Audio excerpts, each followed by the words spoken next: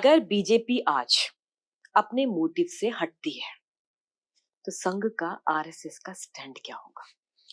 Will try to be, आप ठीक रहो, सुनसेक हैं, सुनसेक के नाते उनको बताएंगे ये अच्छा नहीं है। देखो मैं उदाहरण बताता हूँ आपको। मैं आदरणीय नरेंद्र भाई के पास गया, तीसरा साल था उनका।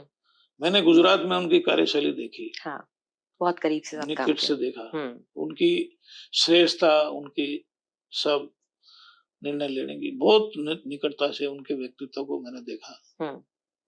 एक मतलब मैं कहूंगा कि एक महान व्यक्ति के नाते देखा।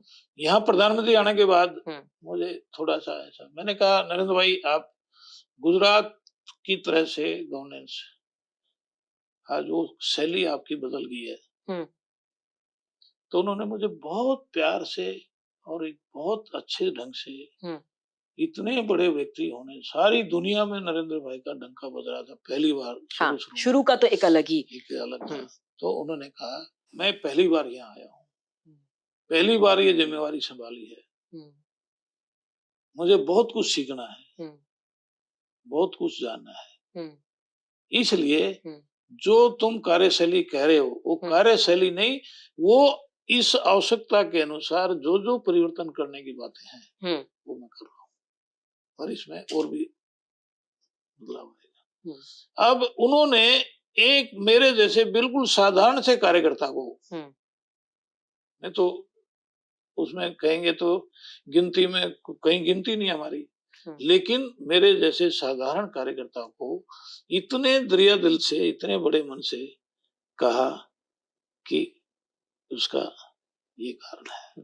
यही तो संघ की खास बात है, संघ के लोगों की खास बात है। कहते हैं गिनती नहीं और एक्सेस बड़ा अच्छा होता है। नहीं, लेकिन ऐसी गिनती भगवान करे सबकी ना हो। अब आप सोच लीजिए संगठन का आज सर्वोच्च व्यक्ति नरेंद्र भाई हैं, और वो ये बात कहते हैं उनके सामने। मैं ऑथेंटिक थोड़ी था, आपने तो जनरल बोला। जनरल बड़े बड़े अधिकारी, पूजनीय संचालक जी हैं, सरकारवाजी हैं, और जो राजनीति का काम देखते हैं, जो इस सारे में ऑथेंटिक व्यक्ति हैं, उनमें से तो कहीं भी नहीं था। लेकिन मेरे को उन्होंने डांट के या कुछ थोड़ा सा मुंह चढ़ा के नहीं बोला, अरे तुम्हें क्या मालूम है, ऐसा नहीं कहा। एक बहुत ही दरिया दिली से उन्होंने मुझे कहा, ये उनका बड़पन है। लेकिन एक साधारण कार्यकर्ता के प्रश्न को भी जो बिल्कुल छूने वाला था, उन्होंने बड़े अच्छे, जो आलोचना लग सकता था, लेकिन उन्हें आलोचना नहीं लगा, उन्होंने उसका उत्तर दिया। मैं इस बात को हमेशा याद रखता हूँ। ये 10 साल हो गए, 9 साल हो गए उस बात को। तो अब समझिए कि कितना अधिक परसेप्शन है परस्पर एक दूसरे का। फिर उन्होंने थोड़े दिन के बाद में गया तो उन्होंने पूछा भारत विकास परिषद कैसे काम कर रहा है, क्या क्या कर रहा है, कितने स्वयंसेवक संगठन में है, नए लोगों को कितनों को बनाया। अब वो बड़े हैं, मेरे से बड़े हैं, हर तरह से उसमें है। तो मुझे बहुत अच्छा लगा कि उनको भी हमारे संगठन की चिंता है। मैंने बताया कि हम बाहर के लोगों को ज्यादा लेते हैं और उनको स्वयंसेवक बना करके हम संगठन में लगाते हैं, तो बड़े खुश हुए। तो ये आपस में हमारा तालमेल है। इसमें ये नहीं है कि भी राजनीति ऐसा करेगी। अब राजनीति में काम करते हैं तो बेचारों को, उन्हीं को उस पर सारा स्ट्रेस रहता है राष्ट्र निर्माण का, हम सब पर रहता है। विद्यार्थियों में है, विद्यार्थियों में देशभक्ति आनी चाहिए, तो विद्यार्थी परिषद के लोग लगे रहते हैं, बहुत सारी घटनाएं हो जाती हैं। जेएनयू में मैंने देखा, स्टूडेंट लाइफ है, उसमें कितने ही बच्चे भटक जाते हैं इधर, लेकिन विद्यार्थी परिषद उसके लिए जिम्मेवारी लेता है। हाँ, हमको ठीक करना है, समाज को ठीक करना है, तो विद्यार्थी अच्छे बनने चाहिए, ठीक है ना। विद्या भारती है, अब जैसे आपने कहा इतने स्कूल, विद्यार्थी भारती के माध्यम से बच्चे, टीचर, एक संस्कारित समूह निर्माण होता है, कर रहे हैं सारा। किसान संघ है, आज किसानों में कितनी प्रॉब्लम्स हैं, लेकिन किसान संघ उनके बीच में खड़ा है, और किसानों को एक देशभक्ति के साथ खेती करना और अपनी ऑर्गेनिक और ये सारा जो भारतीयता का वो है ठीक करे। आप, मेरे को लगता है कि यहाँ जितने भी लोग बैठे हुए हैं कैमरे के पीछे, उनकी उतनी उम्र नहीं है जितना समय जीवन का आपने संघ को दिया, आरएसएस को दिया। आपने करीब से अटल बिहारी वाजपेयी की भी कार्यशैली देखी, उनके भी अंदाज को बहुत करीब से आपने देखा है। और अगर मैं उससे ज्यादा करीब पहुंचूं तो आपने नरेंद्र मोदी जी को भी देखा है। और आप तो गुजरात में भी रहे हैं, तो आपने तो उस आधार पे देखा है कि जब लोग सोचते भी नहीं थे कि ये कभी दिल्ली पहुंचेंगे। दोनों की कार्यशैली में क्या अंतर आपको दिखाई देता है? और दोनों की कार्यशैली में आपको क्या लगता है कि किसको किससे बेहतर, क्या सीखना चाहिए अटल जी से आज के समय पर? देखिए, दोनों बातें होती हैं। अटल जी का युग अलग युग था। हाँ जी। उस समय के नेता, उस समय के लोग, ठीक है, अटल जी की चटकारेदार भाषण, उसके कारण से उनकी पॉपुलैरिटी, ठीक है, इसलिए व्यक्ति का तुलना समय के उसमें अलग अलग से रहती है। वो एक समय था और उस समय में अटल जी ने बेस्ट परफॉर्मेंस की। लोग अटल जी करते थे। आज अटल जी से क्या सीखना चाहिए? अटल जी का आज देखिए, उस समय के उसमें जो उन्होंने किया, आज के परिप्रेक्ष्य में पूर्ण नहीं हो सकता है। आप समझिए इस बात को। आज जिस प्रकार के लोग हैं, आज जिस प्रकार के लोग और काम में हड़बड़ किस तरह से, अटल जी ने नथुराम गोडसे के बारे में जब उसने बोला, किसी लेफ्टिस्ट उसने, तो अटल जी ने को गुस्सा आया। कहने लगे, अरे तुम इतने इतिहास के जानने वाले, तुम क्या प्रूव करना चाहते हो? दुनिया में मैं प्रधानमंत्री बना हूं और दुनिया में तुम ये कहने चाह रहे हो कि अटल जी की पार्टी, अटल जी जिस संगठन से संबंधित है, उन्होंने गांधी जी को मारा, ये प्रूव करना चाहते हो? तुम्हें शर्म आनी चाहिए।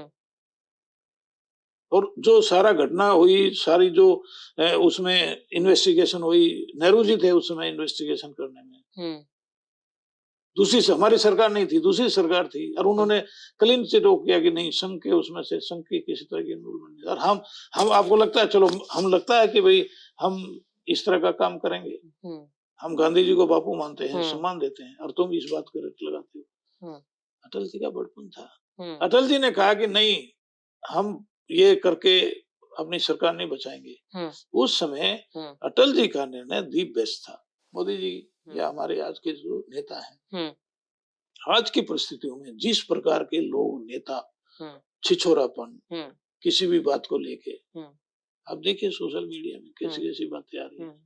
और एक अजीब सी बातों का वो चलता है कि मुख्य मुद्दे तो कोई बात ही नहीं कर रहा, व्यक्तिगत मुद्दों पे उतर गए। हनन कैसे होता है, वो तो एक प्राइमरी वो हो गया है। सारी दुनिया में नरेंद्र भाई कहीं जाते हैं तो गौरवान्वित होते हैं लोग। हमारे देश में भारत के प्रधानमंत्री आए और हमारे यहाँ तरह तरह की बकवास करते हैं, टिप्पणियां करते हैं।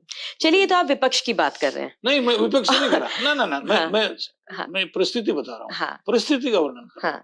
आज की परिस्थिति, उन परिस्थितियों में आपको सफलतापूर्वक इस देश का जो हिंदू राष्ट्र की बात करें, हिंदू राष्ट्र की तरफ अगर जाना है, तो उस तरह की हर्डल्स को आपने येन केन प्राकेन, चाणक्य ने कितने काम किए। उस समय कहते हैं चाणक्य तो भैया ऐसा था। कृष्ण जी हैं, कृष्ण जी ने कैसे कैसे मरवाए लोग, धूर्त लोग। कहते हैं ना, भगवान राम की मर्यादा और कृष्ण जी की रणनीति, कूटनीति। ऐसे ही अटल जी की मर्यादाएं वो आज स्मरणीय, हमारे लिए गौरवान्वित करने वाली हैं।